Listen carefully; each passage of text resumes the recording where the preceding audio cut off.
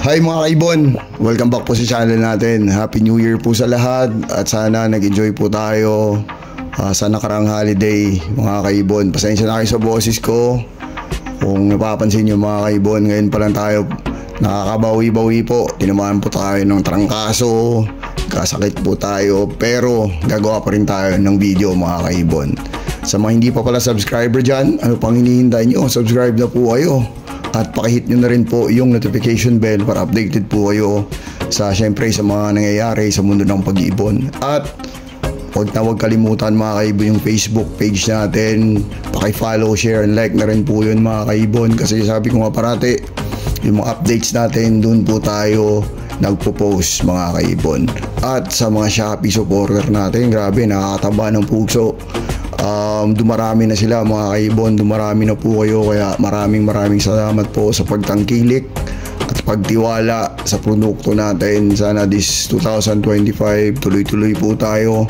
Medyo nagtaasan lang lahat ng presyo ngayon, pati vacuum seal na plastic tumaas na rin, kaya pagpasensyaan nyo na mga kaibon kung medyo slightly tumaas din yung presyo natin.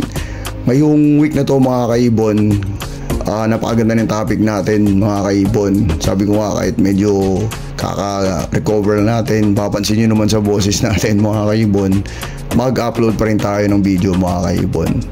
At yung topic natin ngayon 2025, ito yung first na-upload natin mga kaibon. Ano ba yung mga kaganapan sa mundo ng pag-iibon this coming 2025?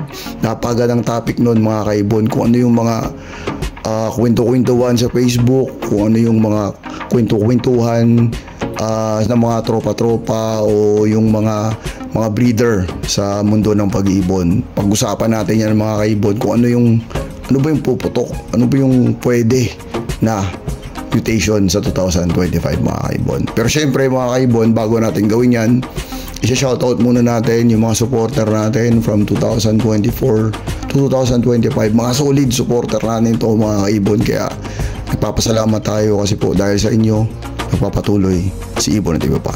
Ito na po.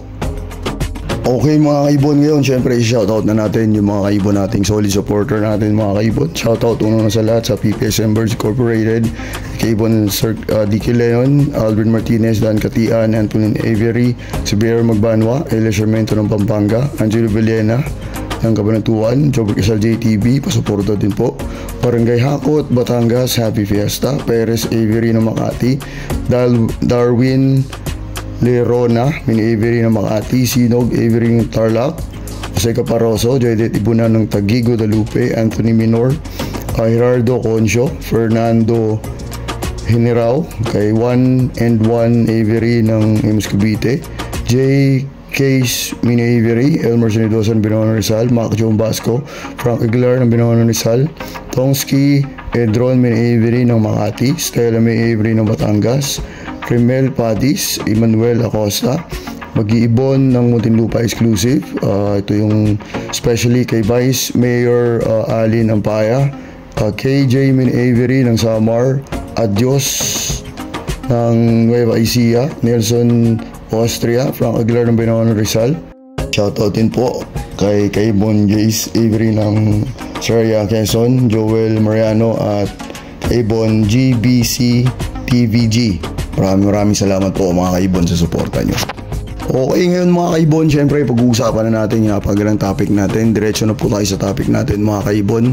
At yung topic nga natin, yung mga mutation na pwedeng pumutok sa 2025. Ito po yung usap-usapan sa social media, sa mga mag-iibon, sa mga breeder na mga kilala natin mga kaibon. Okay? Una sa lahat mga kaibon, advice lang po sa mga baguhan na gustong pumasok sa mundo ng pag-iibon.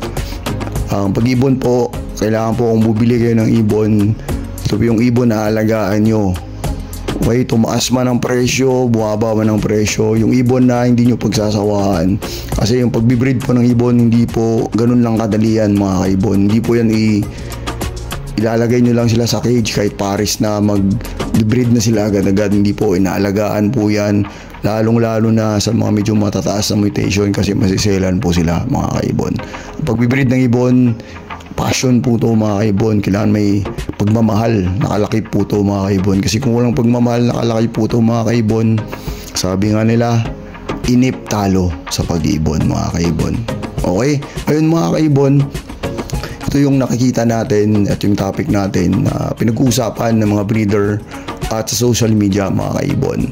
Ay nilatag silang mga mutation, actually 2 mutation lang, pero sisingit ko lang yung isa na syempre ito yung sa palagay natin na hindi naluluma o puputok pa rin sa 2025. Unang-una sa listahan nila mga kaibon ngayon sa 2025, may prediction kasi mga kaibon yung mga breeder, mga malalaking breeder mga kaibon na magkakaroon ng buying. Sana naman po. Pero napakahirap din palabasin ng mutation na to mga kaibon.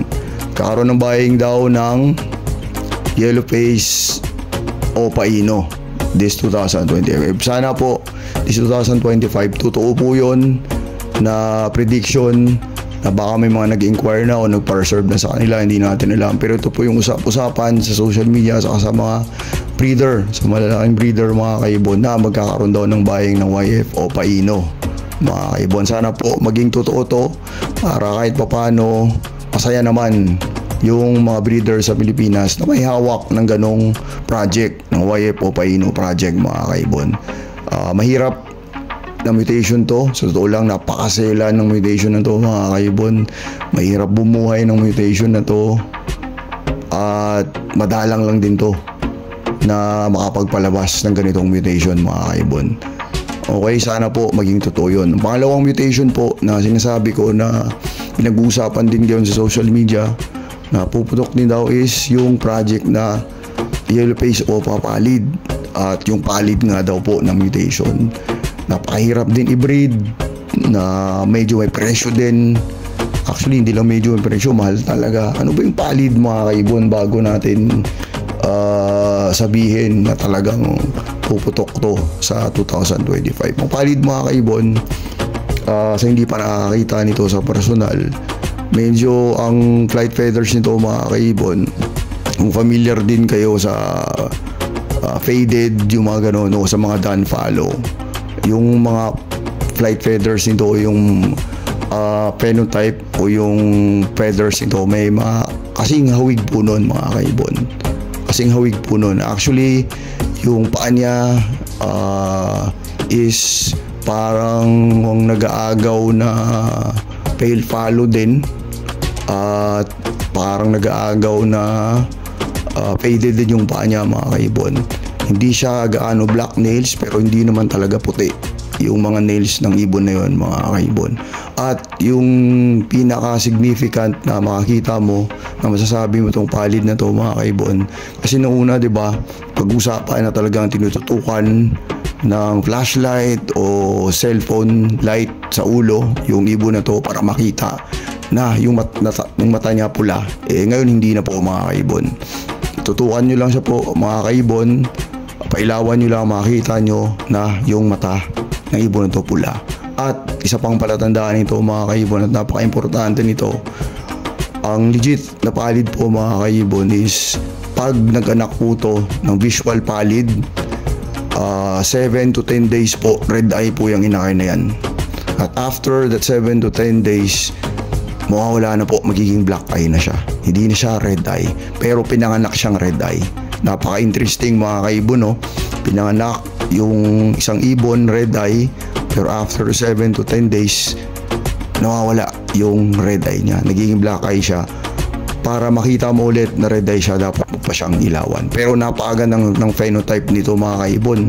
Kung nakakita na kayo nito sa personal, napaka-solid, napakaganda ng ibon na to.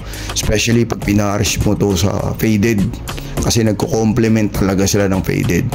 Ang flight feathers nito medyo gray na, medyo puti na, basta napakaganda. Hindi ko ma-explain in our layman's terms, term lang natin, kasi kung i-explain natin regarding sa mga libro na nababasa natin, marami pang malilito dyan, mga ganun.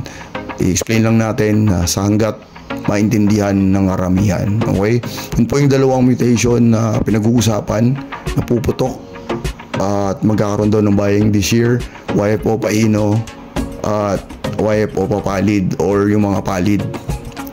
Yun daw yung mga kung baga sila yung susunod na henerasyon o sila yung susunod na mga mutation na paggagawan o sisikat sa taong 2025. Pero sa opinion ko rin lang to mga kaibon.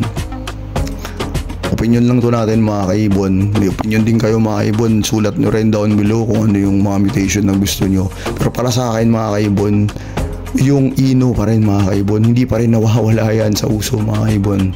Tulad ng Remino, mga Lutino, mga ganoon. Kasi sabi ko nga, bumababan, mawala man yung presyo ng mga yon o hindi mo sila sumikat, magbibreed at magbibreed pa rin tayo nun mga kaibon. Kasi maganda pa rin sila para sa atin mga kaibon. Okay, actually may mga nakaset pa rin tayo dyan mga kaibon na mga mutation na yun. Para sa akin 2025 Ino pa rin. Para sa akin lang mga kaibon, Ino pa rin po ang